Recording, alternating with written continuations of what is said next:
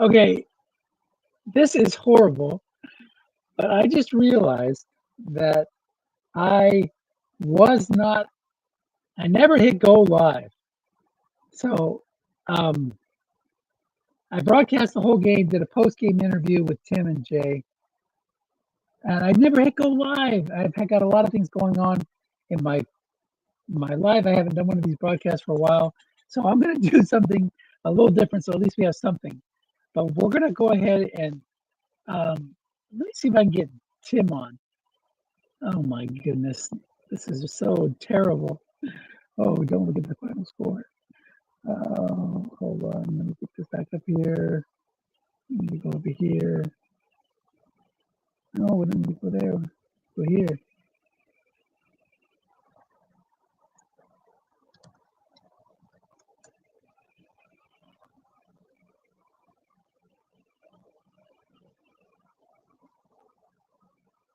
Okay, so here we go. So I'm going to broadcast this game replay that Stratomatic has. Um, and I'm hoping that Tim can come back on too. It was a really good game. Um, let's see, what do I do here? So I'm just going to hit start. So here we go. Cowboys get the ball first. Start on their own 24. Here we have a long pass. Flutie looking for Mold, incomplete. Flutie looking for, oh, this is too fast. Can we slow this down? So they got a first down here. Flutie to Molds.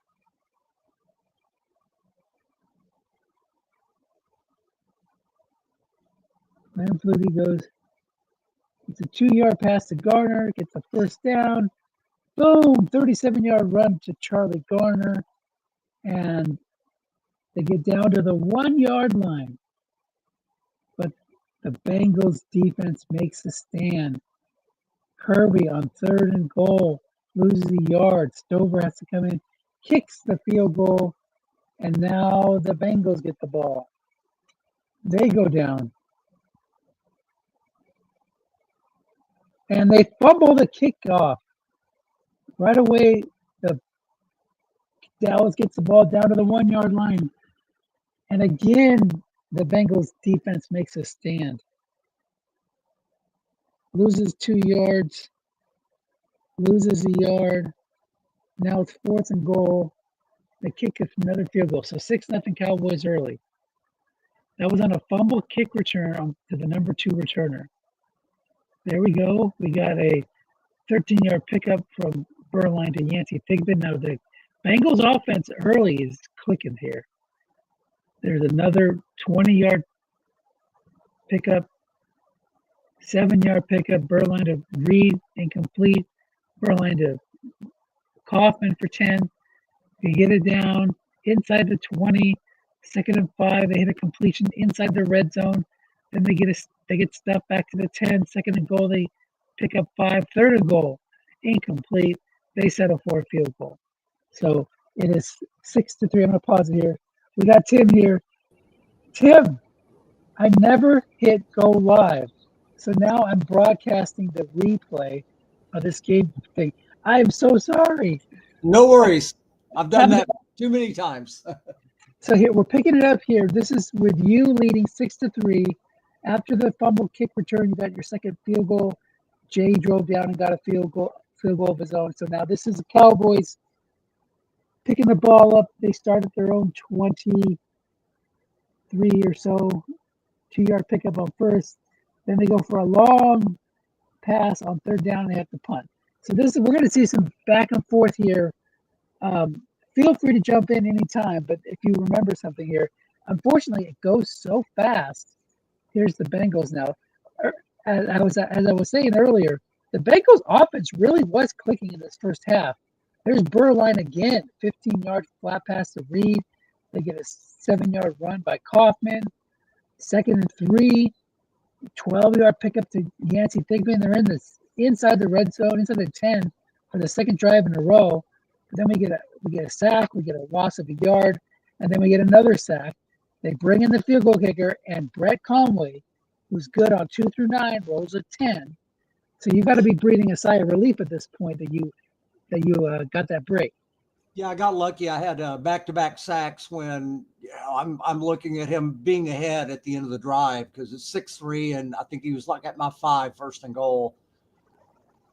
So you're marching down the field again. You get a couple of passes, and then big run for Charlie Garner. Hits his plus 37 or whatever for a 21-yard touchdown. And that was one of 2 really big runs that Garner will have in this game. A little foreshadowing there. So you take it from a tie game possibly to now a 10-point lead, 2-score lead. You got to feel good about that. And then once again, he goes 3 and out and gives you the ball back near midfield. So let's take a quick break here. How do you feel about those turn of events? Yeah, I'm definitely looking at trying to run the clock out because he's got home run hitters at running back. So, last part of a half, you kind of feel obligated to call pass. You don't want to give up a, guess wrong long game. But I'm worried so much about his running back. So I'm definitely thinking of trying to run the clock out in the half. And if I can hit a big gain, that's great. But I'm kind of not wanting to lose a 10-point lead more than I am worried about scoring.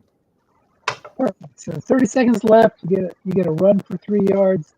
You get a run down to 5 yards. So 3rd and 2, 4th and 2.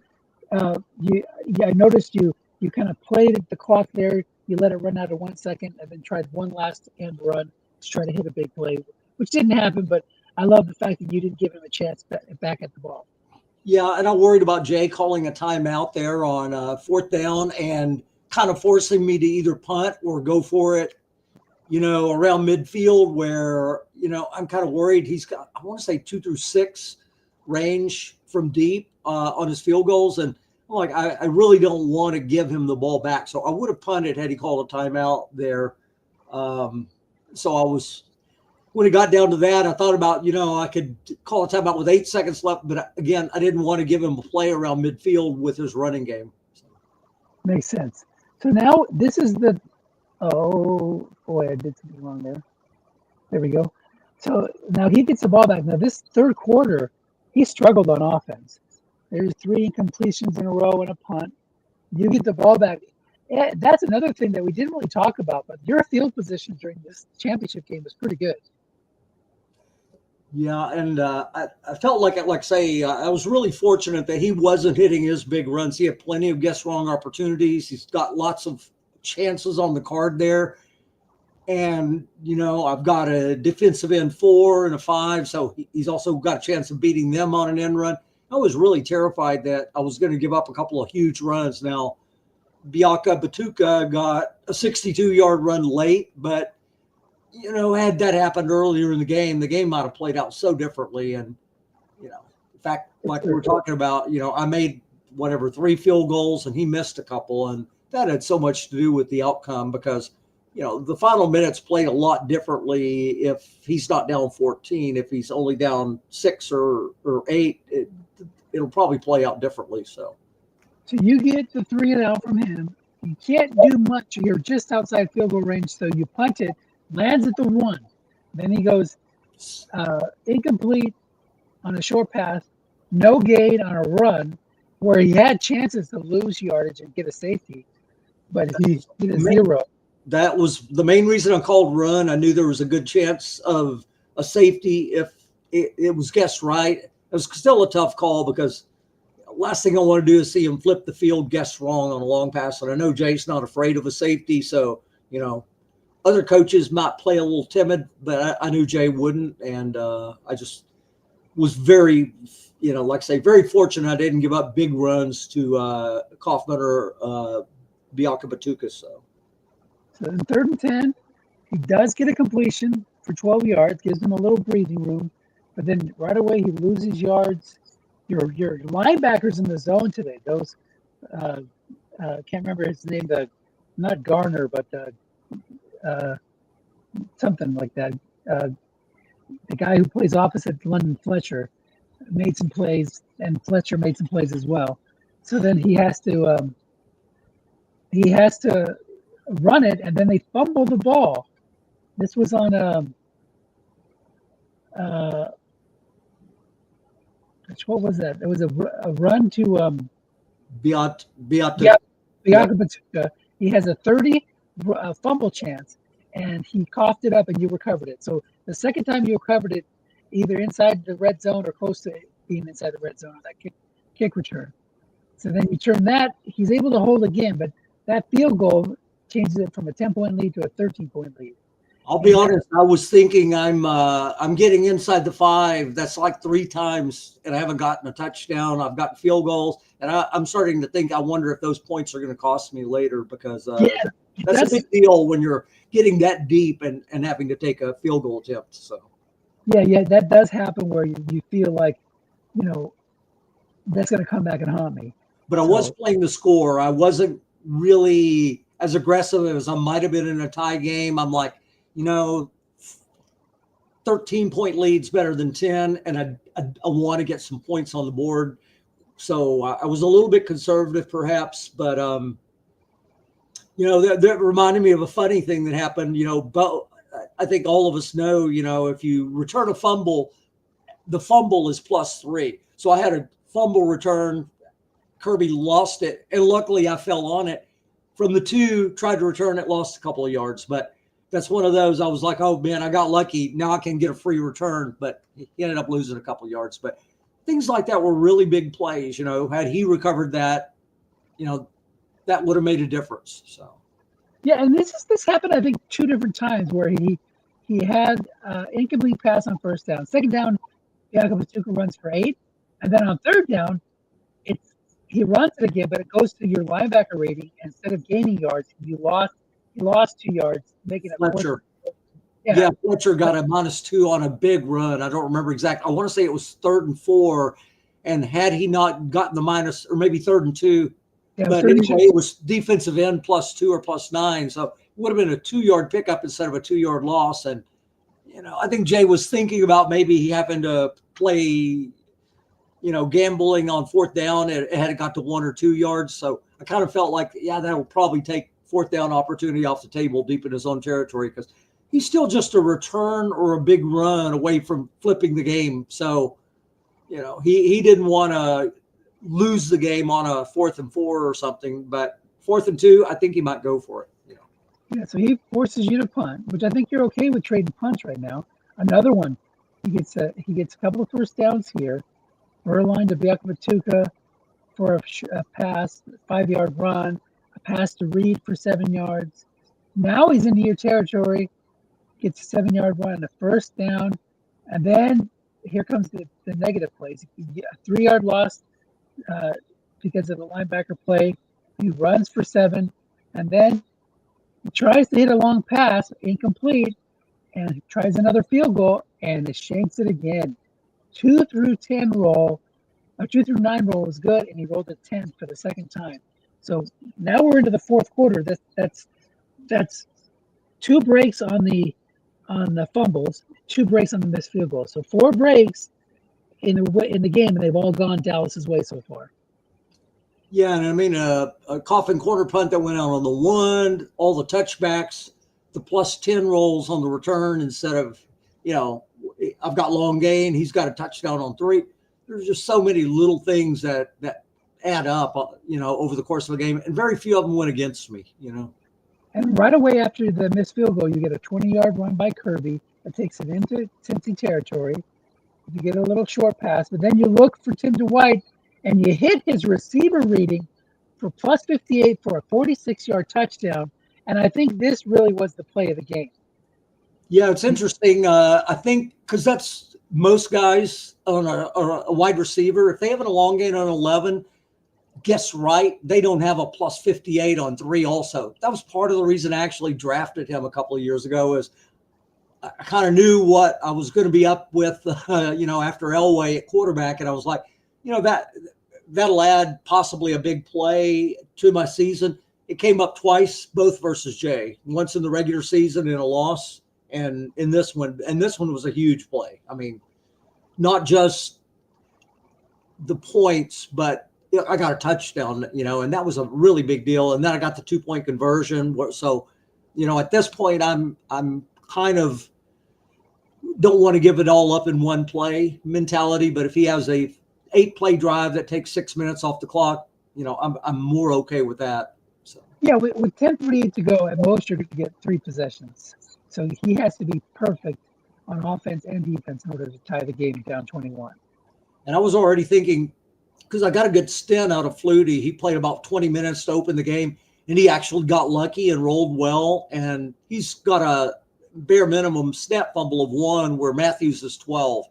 And up 21, I thought about, let's just go ahead and bring Flutie in. And I was like, yeah, and a punt return touchdown and in run for one of his running back touchdown. And I'm going to wish I had a real quarterback in the game, because Flutie's more of a, he's got some nice must run yards and such, but he's mostly in there just because he doesn't fumble on the snap. So it's right away, Tim, Jay gets a 5-yard pickup, and then finally gets a chunk play, a 20-yard or 19-yard run, Tim Biakapatuka. And it's kind of like you said, it's going to be a long drive. He gets 13 yards on a short gain. He gets 12 yards on a short pass. But time is being eaten up. Now we're down to 8 minutes to go. It's another position where he gets it inside near the 20, but he misses on third down, or misses on second down, incomplete pass, and then he loses yardage on third down, and now it's 4th down and 6. And he has to go for it. He can't kick a field goal here down 21. So what were you thinking here? Yeah, I was not happy that I was giving up chunk plays at the beginning of the drive, but once it got down to the 4th and 6, I was like, I have a chance to get off the field, even though we've had a bad defensive possession. We're fortunate we can get off the field with one more play, and lucky that, he didn't convert it. Yep, so there it is. He goes deep, misses it. Oh, no, this was his touchdown. I'm sorry. This was not, on this one, he went for a short pass to Reed, and he got a complete on the D card. I think it hit the 12th game. Yeah, so I think I was in a nickel, so I had the guy in the short zone, but I ended up dropping a guy deep and going for a double team. And I was trying to be more aggressive with double teams than I normally would in this game, just kind of matchup thing. He's got a good short passing team with a great pass blocking, and I felt like he's going to throw short and long quite a bit more than most coaches would. So down 14, would you have gone for an onside kick or kicked it deep like he did? I certainly thought about this, but part of the problem is Stover's 2 through 9 and 12 out to the 32. I'd really hate to have it become a 3-score game again, so I probably kick deep and hope Matthews fumbles one. So the roll was an 11, which would have been a recovery for Cincinnati, but he also kicked it deep. And I also thought about taking a touchback, but I was trying not to think ahead too much. I'm like, I've got to keep playing football for a while. And so I went ahead and returned it. But, I thought about just taking a knee there and avoiding the chance of a fumble, but I felt it was a little too early. After this drive, I felt a lot better just due to the fact the clock was in better shape. And I felt a lot better, like I say, after I'd gotten some yards on this drive. I think that's when Flutie came in. So you got Flutie in there, two first downs. Parmalee got a good run. Then you had a loss of yards, no gain, and Flutie runs for 7. 3rd and 15, you kick it into the end zone. So he comes out. He used all his timeouts too. So with 2 minutes left, he gets that big run to Biakapatuka for 62 yards. He's down 14. If he can get it in the end zone quickly and recover the onside kick, we could have ourselves a game. I was sweating bullets at this point. Last thing I wanted is to see him get 62 yards with 30 seconds taken off the clock. I was just like, yeah, this is the way you're going to lose the game if you lose it. It's like this, and then there's a couple of things. One, the onside kick, but then you've also got his great returners. So I definitely had a lot of worries still. So he spiked the ball, which cost him a down, threw 2 incomplete passes, and then he had a great call. he called a flat pass to Reamersma on an abandoned flat. There was nobody in the zone. But because of the number of men on the line of scrimmage, it went on the quarterback's card, guessed right instead of guessed wrong, and it was a -2 yards for a turnover on downs on 4th down. I had one play during the game that I know I called pass and only blitzed one linebacker, Bennett. And I was worried about that. I'm like, yeah, I mean, I know flat passes automatically guess wrong now. And I thought about it, but I wanted to try that. It was one of those things that you might use once a game. You know, most of the time, if I am bringing a linebacker, I'm going to bring 2 in that situation if I leave a flat zone open. But that particular play, I think I doubled up 2 men in the left flat and a 6-man linebacker there. But I was just hoping that he didn't throw a flat toward Bennett because that's something I've done ever since I've had Cornelius Bennett. You know, those 6s work great unless they're not in the zone. And he's given up a lot of yards to his zone because I've got him on the line of scrimmage over the course of his career. Yeah, I paid a heavy price to get Troy Aikman, and he's gotten 0 championships for me, while Bennett's gotten 3 for you. So I have to give you the advantage on that trade. I don't know about that. I still feel like it, you know, I feel like I probably could have asked for more in that trade, but it fit my team so well. I was like, you know, it's a solid offer. I was like, you know, it's a good enough trade that we're gonna feel real good about the trade, because even though I end up getting butts, the other 2 guys in that draft that I would have had a shot at 7th were like Terry McDaniel, a regular long-term quarterback 6, and I want to say maybe Darren Woodson or something like that. So even had butts not gone there, I knew I was going to get a good defensive back, and I love outside linebackers a lot. So I was like, Cornelius Bennett is not worth that, but he would definitely go 5th if he were in this draft. So it was a good trade for both of us. Yeah, absolutely. I agree. And I think that that's one of the things that is probably overlooked a little bit, but it's been the strength of your team in this year's Super Bowl run, of Jay's team, and of a lot of Chicago, their teams, is having those 6 linebackers. Yeah. You know, Steve drafted them and Rick put them to good use in Chicago, but it's so tough to figure out how to move the ball when you know that you don't have the ability to flat pass at will because of those 6 linebackers. And Jay and I talked about this after a regular season game. I brought up, you know, you're really hard for me to face as an offense because Matthews' strength is flat and short. And I was just like, you know, I hate this matchup. And I felt that way going into the game. It's just like, you know, he probably thought the same thing, you know, although he throws probably fewer flats than I do percentage-wise. I'm sure he didn't enjoy, you know, facing a middle linebacker and an outside linebacker 6. And, you know, London Fletcher moves over to the left linebacker zone, so I put 2 guys over there a lot. And it is a huge strength, no doubt. And I've always felt that was the most important part of our team over the years. So, absolutely. So that's pretty much the game. He misses on 4th down. You're able to just knee it out here and bring home the Dallas Cowboys' 3rd championship, 3-1. Final score: Dallas 24, Cincinnati 10. One of the few times that bad luck really has gone heavily against the Bengals in a key game, in a championship game. But you both had great teams. I think you play this game 10 times, it's going to be 50-50. But I'm really happy for you to take it home for the NFC. We got to even the ledger there. The AFC's won so many because of Jay. 7-2 now in championship games for Jay. Yeah, NFC was down 8-3 coming into the game. And, I kind of feel the pressure of some of the other NFC guys. It's like, oh, come on, we don't want to be down 9-3. So at least it's 8-4 and gives us a chance. I'm going to need some help, though. I don't know if I'm going to be back in this game for a couple, 3 years at a bare minimum because, I've got way more retirements than I do draft picks coming up. So. I hear you. Well, it's going to be a change in the guard in both the AFC and the NFC at some point. But I think you'll still be in there. You'll still be in the mix. So, but once again, I'm sorry for not recording the game. we had Jay on here. We had a nice post-game interview. And then I go look up and I see go live in blue. And I don't know how many times I've gotten upset. I'm like Michael Reeves or someone else when they forgot to go live, or Michael Stuckey. And then I do the same dang thing. I think I broadcast the S28 Super Bowl one year when you couldn't find anybody, and did the same thing myself. So it'll happen. It happens. For sure. So, all right, guys. Well, thanks for watching.